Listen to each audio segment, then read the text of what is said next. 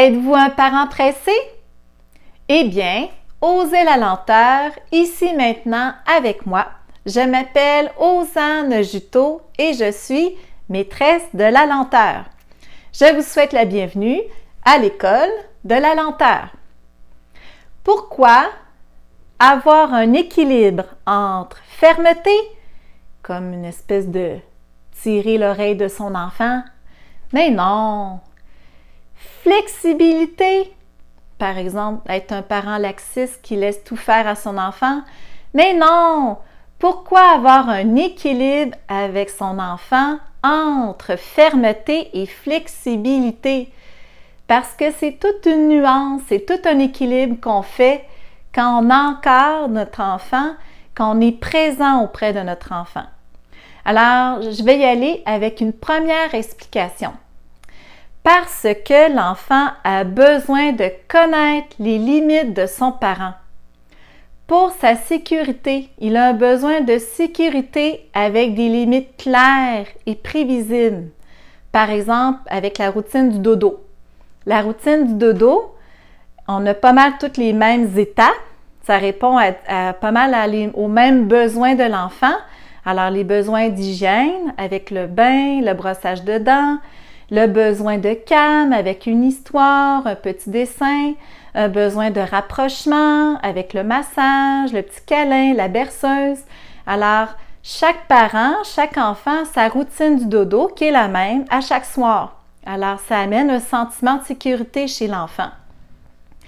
Ensuite, ça va répondre à son besoin de confiance avec des limites qui sont simples et cohérentes. Alors, c'est des limites simples et cohérentes pour justement qu'il est capable de comprendre ses limites puis capable de réaliser seul.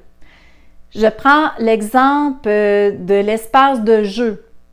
Alors, l'enfant connaît l'espace de jeu qui peut par lui-même aller, que moi, ma fille de 6 ans, elle a le droit d'aller faire du vélo sur la rue, mais je dois être présente sur la rue parce qu'il y a une circulation automobile. Alors, si je ne suis pas disponible à aller sur la rue avec elle, elle doit faire son vélo dans le grand stationnement. Puis elle prend son vélo seule, elle sait quoi faire, elle sait comment réaliser son activité. Ça peut être aussi au niveau de la disponibilité du matériel. Alors, les jeux que je mets à la disposition des enfants, ils savent qu'ils peuvent se servir comme ils veulent, puis ils savent comment les ranger. Mais il y a certaines armoires, certains espaces de rangement que je ne veux pas que mon enfant aille fouiller parce que c'est rangé, c'est classé, c'est organisé. Aussi, pourquoi que l'enfant a besoin de connaître les limites de son parent? Bien, c'est aussi pour répondre à son besoin d'estime.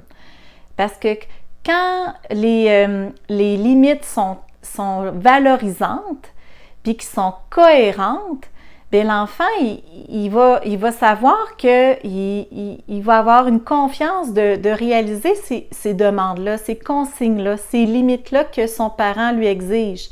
Alors, des limites valorisantes, ça peut être, par exemple, lui donner des tâches domestiques, desservir son assiette après le repas, aider à mettre la vaisselle dans le lave-vaisselle.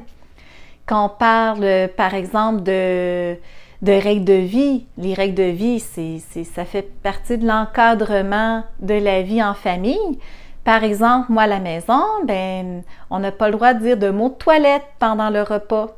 Pourquoi? Parce que c'est pas la place, c'est pas un humour qu'on va entendre pendant qu'on mange. On se souhaite bon appétit.